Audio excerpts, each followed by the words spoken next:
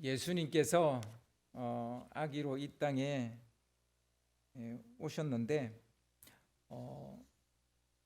사실 우리가 그 현장에 있지 않기 때문에 이게 그렇게 우리에게 감동적으로 혹은 드라마틱하게 이렇게 와닿지는 않을 겁니다.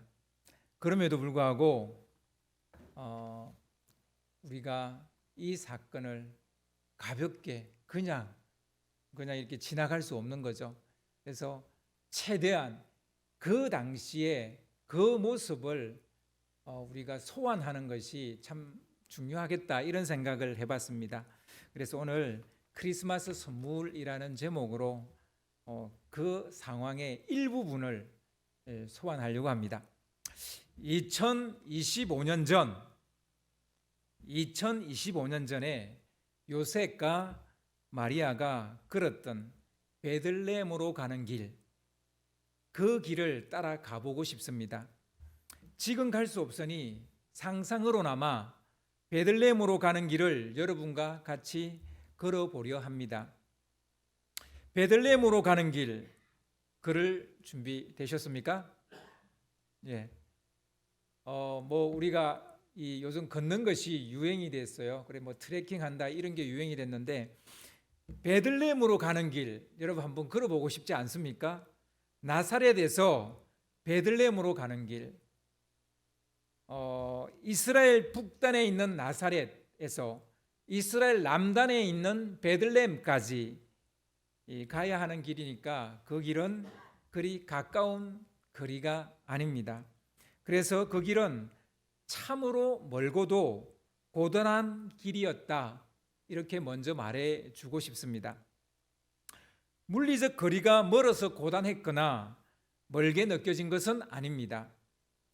산딸이 꽉 찬 임산부를 데리고 가야 하는 여행길이라서 이 길이 사실 먼 길이고 고단하게 느껴졌다라는 것이죠. 이미 떠나기 전에 간헐적인 산통이 있었을 것이라고 저는 봅니다. 산통이 올 때마다 이 젊은 부부는 긴장감에 마음이 졸였어요. 도착하기도 전에 아기가 나올까 봐 걱정이 이만저만이 아니었습니다. 저희 부부의 경험도 다르지 않습니다. 또 아기를 낳아보신 모든 부부들 다 비슷한 경험 하셨을 거예요. 보통 첫 아기의 출산을 앞둔 엄마와 아빠에게 산딸은 일단 겁부터 납니다. 아기가 언제 나올지 모르니까 겁부터 나요. 아기가 언제 나올지 알 수 없기 때문에 항상 스탠바이 하고 있어야 돼요. 언제든지 병원 갈 준비가 되어져 있어야 됩니다. 초긴장 상태였다는 기억이 아직도 저는 생생합니다. 그런데 산딸의 여행이라니, 집에 있어도 초긴장인데 여행이라니 생각하기도 전에 지치고 피곤하죠. 사정이 그러하다 보니 베들레헴으로 가는 길이 멀게 느껴질 수밖에 없었다는 것입니다. 본적지에 가서 호적하라는 가이사의 명이 떨어지지 않았다면 꿈에도 가지 않을 여행이죠. 꿈에도 가지 않을 여행이에요. 가는 내내 요셉과 마리아는 아기가 나올까 봐 조마조마해 미칠 지경이었습니다. 산통 터울이 가면 갈수록 짧아지는 거예요. 이 산통 터울이 짧아질수록 요셉의 걸음도 덩달아 빨라지는 거예요. 감사하게도 두 사람은 며칠을 여행해서 해질녘에 간신히 베들레헴에 도착하게 됩니다. 다행이었죠. 안도의 한숨을 쉬는 것도 잠시 갑자기 마리아의 산통이 강해지기 시작했습니다. 양수가 터졌는지 아랫도리가 젖어오기 시작했어요. 마리아는 요셉에게 아기가 나오려고 한다고 소리를 쳤습니다. 요셉은 급한 나머지 마리아를 길 모퉁이에 앉혀놓고 허둥지둥 이 집 저 집 달려가 문을 두드리면서 소리를 쳤어요. 혹시 남는 방 없습니까? 혹시 남는 방 없습니까?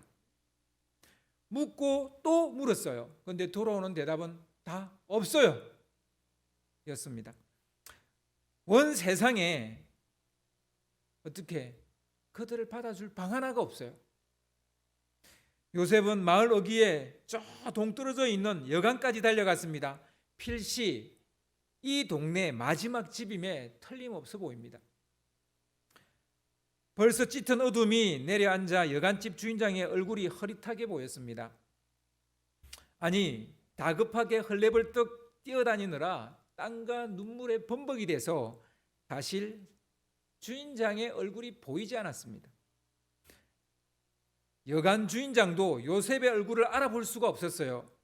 짙게 깔린 어둠 때문이기도 하겠지만 정신 나간 사람처럼, 짐승처럼 막 달려들었기 때문에 얼굴을 볼 겨를이 없었어요. 그럼에도 요셉의 애원하는 소리는 너무나도 뚜렷했고 간절했습니다. 마치 확성기를 틀어놓은 것처럼 쩌렁쩌렁거렸어요. 주인장, 지금 우리 아이가 나오려고 해요. 빈방 없어요? 빈방 없어요? 이를 어쩌면 좋습니까? 여간에도 호석하러 온 사람들로 꽉 차서 빈방이 하나도 없었어요. 문 앞에서 짐승처럼 울부짖는 사내에 너무 놀라 주인장이 뒷걸음질 치다가 손님들의 낙이나 말을 묻게 하는 마구간을 가리키면서 이렇게 말했어요. 정사정이 그러시면 저기 마구간이라도 가보시든지. 요셉은 주인장의 말이 끝나기도 전에 산통에 정신이 혼미해진 마리아에게로 달려갔습니다. 이보시오 마리아, 정신 좀 차려보시오. 일단 저기 마구간이라도 들어갑시다. 요셉은 몸을 가누지 못하는 마리아를 부축해서 마구간까지 간신히 데리고 들어갔습니다. 요셉은 땀을 훔칠 새도 없이 바닥에 지푸라기를 깔고 그 위에 자기의 겉옷을 깔았습니다. 산통에 기진맥진한 마리아를 바닥에 눕혔어요. 하지만 요셉은 그 다음에 뭘 어떻게 해야 할지를 몰라서 발을 동동 구르고 있는 거예요. 졸지에 산파 역할을 해야 되는데 한 번도 애를 받아본 적이 없어요. 요셉은 마지막 힘을 주고 있는 마리아 앞에서 앉았다 일어섰다 나갔다 들어왔다 안절부절 못하고 있었습니다. 바로 그때 마리아의 울부짖는 소리와 아기의 울음소리가 동시에 요셉의 고막을 때렸습니다. 마침내 아기가 태어난 거예요. 아기 울음소리가 구멍이 덤성덤성 뚫린 마구간 벽 사이로 퍼져나갔습니다. 그리고 그 구멍 사이로 이제까지 한 번도 본 적이 없는 크고 밝은 별빛이 비쳐 들어왔어요. 아기 예수님은 그렇게 태어났습니다. 요셉은 첫 울음을 터뜨린 아기 예수의 탯줄을 끊고 그 아기를 강보에 쌌어요. 강보는 요즘 말로 하면 포대기입니다. 포대기. 근데 실제로 무슨 포대기가 있었겠어요? 아마 마리아의 겉옷이지 않나 싶어요. 겉옷이 그냥 포대기가 된 거예요. 강보가 된 거예요. 포대기에 쌓인 아기 예수님은 약간의 그 압박감이 엄마의 자궁처럼 느껴졌는지 새록새록 잠이 들었습니다. 요셉은 포대기에 싼 아기 예수를 지푸라기를 깐 구유에 눕혔습니다. 그 순간 온 세상이 그리 고요할 수가 없고 그리 평온할 수가 없었어요. 이제 마리아의 얼굴에도 산통으로 일그러졌던 그 마리아 얼굴에도 고요함과 평온함이 찾아왔습니다. 방을 구하러 여기저기 눈물 흘리며 땀 흘리며 뛰어다니던 요셉의 얼굴에도 고요함과 평온함이 찾아왔어요. 마구간에 있는 나귀와 말과 양은 처음에 놀랐어요. 갑자기 막 사람이 들어닥쳐서 그랬는데 그들도 이제 얼굴에 고요함과 평온함이 가득하죠. 온 베들레헴과 그 베들레헴 밤 하늘에 고요함과 평온함이 가득했습니다. 그날 밤 아기 예수님은 그렇게 태어나신 것입니다. 아기 예수님이 태어나던 그날 밤 아기 예수님만 태어난 게 아니에요. 자충우돌하면서 초보 아빠가 되고 초보 엄마가 됐던 두 사람도 아빠와 엄마로 생애 처음으로 아빠와 엄마로 태어난 거예요. 초보 아빠는 생애 처음으로 탯줄이라는 걸 자기 손으로 잘라봤어요. 초보 엄마는 생애 처음으로 죽을 것 같은 산통을 겪어본 거예요. 초보 아빠와 엄마의 눈에 아기를 낳을 수 있었던 마구간이라는 공간, 얼마나 고마웠을까요? 초보 아빠 엄마의 눈에 아기를 쌀 강보와 구유가 있었다는 것이 얼마나 고마웠을까요? 마구간은 누추하기 짝이 없는 곳입니다. 냄새나고 더러운 곳입니다. 강보와 구유도 정말 별것 아닙니다. 평소 입던 옷이었고 널브러져 있던 말 모이통입니다.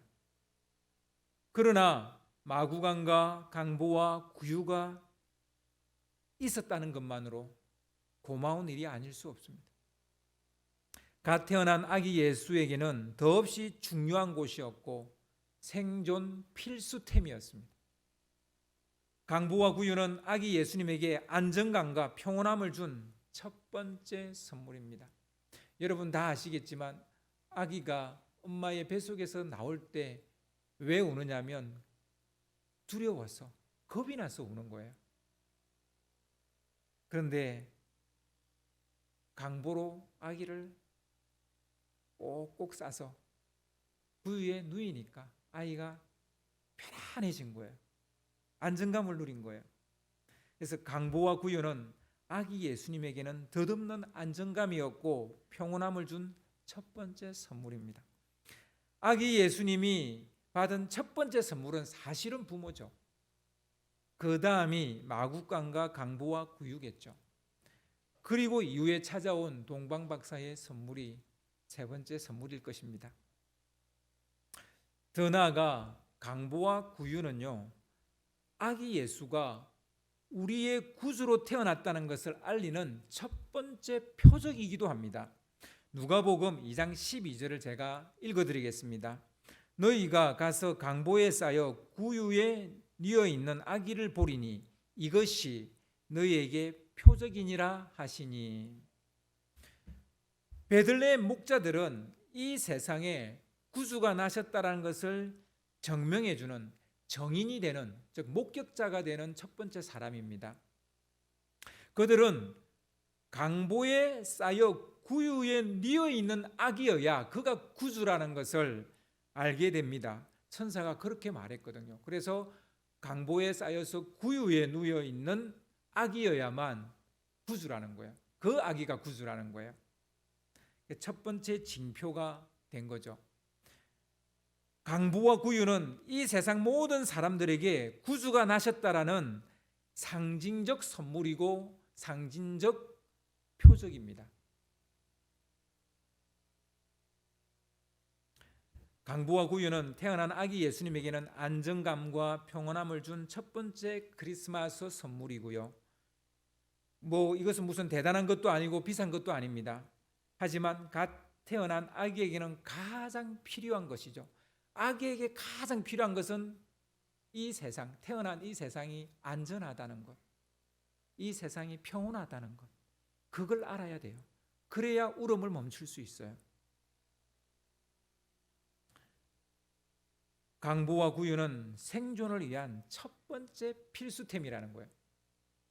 동시에 강보와 구유는 예수가 우리의 구주가 되신다는 첫 번째 징표이자 선물이기도 하다는 것입니다. 오늘날 수많은 아이들이 태어나자마자 죽습니다. 생존을 위한 가장 기본적인 것조차 없기 때문이에요. 국경 없는 의사의 그 홍보 영상을 보니까 이런 내용이 있더라고요.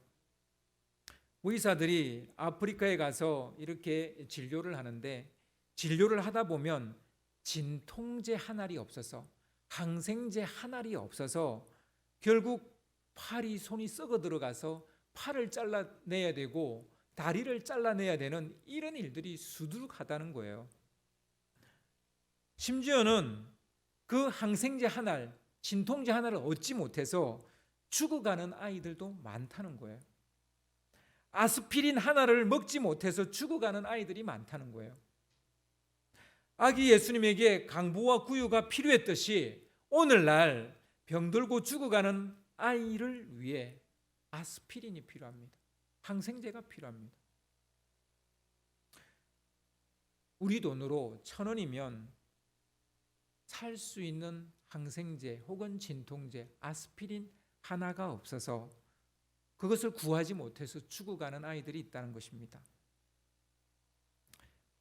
별것도 아닌 강보와 구유가 없어서 병들고 죽어가는 아기들이 많다는 얘기예요. 세이브 더 칠드런에서 캠페인을 해서 우리가 작년이었나요? 재작년이었나요? 재작년이었나 봅니다. 아기 모자 떠주기에 우리가 동참을 한 적이 있습니다. 근데 아프리카에, 그 더운 나라 아프리카에도 아기 모자가 없어서 이렇게 죽는 아이들이 많다는 거예요. 모자 별거 아닙니다. 저희 집에요 모자 되게 많아요. 되게 많아요. 그리고 그 모자 하나 뜨는데 그렇게 많은 시간이 걸리지도 않아요. 근데 그 모자 하나가 없어서 죽는 아이들이 많다는 거예요. 무슨 대단한 것을 해야 누구를 살리는 것 아닙니다. 지극히 작은 것 하나라도 어떤 사람을 살릴 수 있다는 거예요. 우리에게는 별것도 아니지만 누군가에게는 생명이 달린 문제일 수 있다는 것입니다. 여관 주인장에게 마구간은 별로 중요한 곳이 아닐 수 있습니다. 정사정이 그러시면 저게 가보시든지 그런 곳이에요. 말이나 양이나 낙이나 들어가는 곳, 그런 곳이 마구간이에요.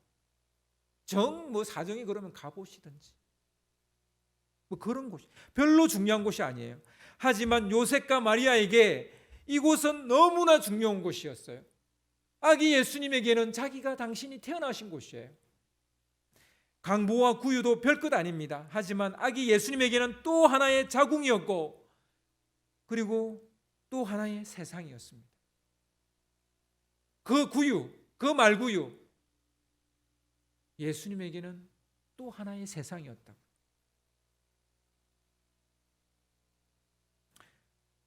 우리도 크리스마스 선물을 했으면 좋겠습니다. 한 달에 1,000원도 좋습니다. 10,000원도 좋습니다. 아니 500원도 좋습니다.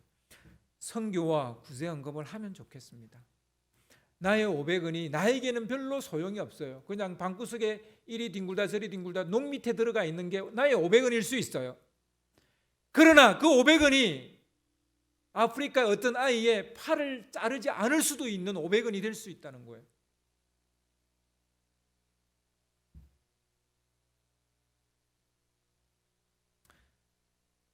내년부터 국경 없는 웨이사회를 저희 교회에서 또 하나의 기간을 또 후원하려고 합니다. 제가 알기로는 기독교 NGO도 아닙니다. 그러나 그 하는 일 자체가 워낙 선한 일이라서 후원을 하려고 합니다. 우리가 보낸 후원금이 한 아이를 살릴 수 있게 될 것이라고 저는 믿습니다. 세이브 더 칠드런이든 굿 네이버스든 기아 대책이든 우리가 힘 닿는 대로 도왔으면 좋겠습니다.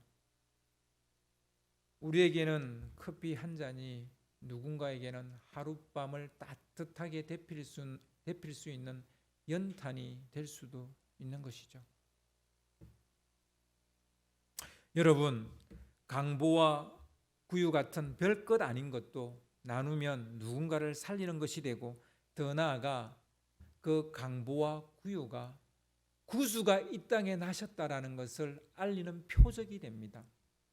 여러분 500원이 1,000원이 별것 아닌 것 같아도 그 돈이, 그 나눈 돈이 구주가 이 땅에 나셨다는 표적이 된다는 사실을 여러분 기억하시기 바랍니다. 여러분, 구주가 이 땅에 나셨어요. 구주가 이 땅에 나셨는데 나셨다는 것을 어떻게 알리실 거예요? 무엇이 구주가 나셨다는 표적이 될 수 있겠어요? 여러분, 우리의 500원이 1,000원이 우리의 만원이 그 표적이 될 수 있습니다. 예수님이 구주가, 구세주가, 구원의 주가 이 땅에 오셨다는 표적이 될 수 있는 것입니다. 여러분, 크리스마스 선물은 받는 것이 아니라 주는 것입니다.